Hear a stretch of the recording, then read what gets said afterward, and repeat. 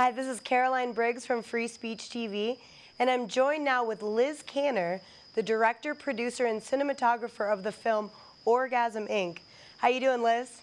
Hi, thanks for having me on your show. Yeah, thanks for coming over. So, Liz, despite receiving rave reviews from critics from the New York Times to Vogue magazine and circulating the globe on broadcast for years, this is the first time Orgasm, Inc. will be broadcasting in the U.S.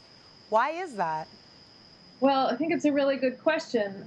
Basically, Orgasm Inc. is a documentary that investigates the pharmaceutical industry, and it critiques direct to consumer advertising. And when my distributor, First Run Features, took the documentary around to broadcasters, to programmers, to ask them to show the film, and what they discovered was that although these programmers said they really enjoyed Orgasm Inc. and they would like to broadcast it, they felt they couldn't because they didn't want to bite the hand that feeds them. The pharmaceutical industry is one of the largest advertisers in the country, so the mainstream media is really dependent on that revenue for their programming. And I think this speaks to a bigger problem with getting these sorts of critical documentaries on television. We had other problems as well when we went to the Oprah Network, OWN, and approached them because we thought the film would be a good fit. They were concerned because we had critiqued Laura Berman, somebody that at that point had a television show on their network. We investigated her and found that she was very closely tied to the pharmaceutical industry.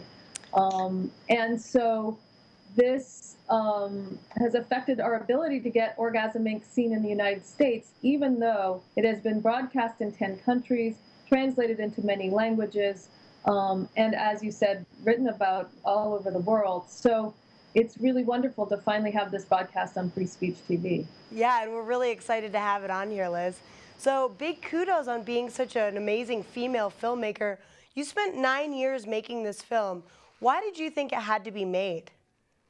Well, I really felt that Orgasm Inc. needed to be made because the information that it contains is really critical for people in the country to know about. What I stumbled upon the story really accidentally. I had been planning to make a documentary on the history of what medicine had said about women and pleasure for the past few thousand years. And I had taken a job at a pharmaceutical company hoping to get some insight into the latest scientific thinking about women and pleasure.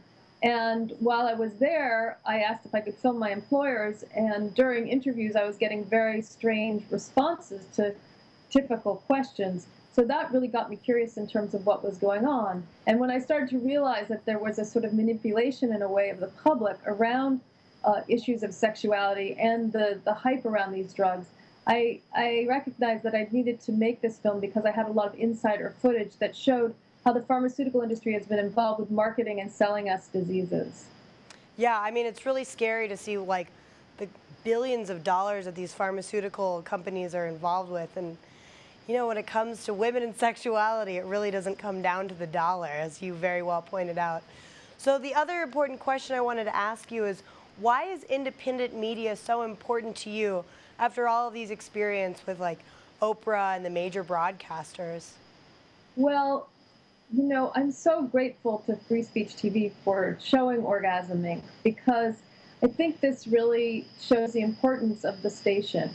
We live in a country where it's difficult to get programs broadcast on television that may critique large corporations, that may upset Congress in terms of public broadcasting. So it's critical that we have television stations that can take a risk and show a film like Orgasm Inc. that really challenges multinational corporations and provides the public with information that they may not be able to get anywhere else. So thank you for showing it, and I think it speaks to why it's important to really support the station. Well,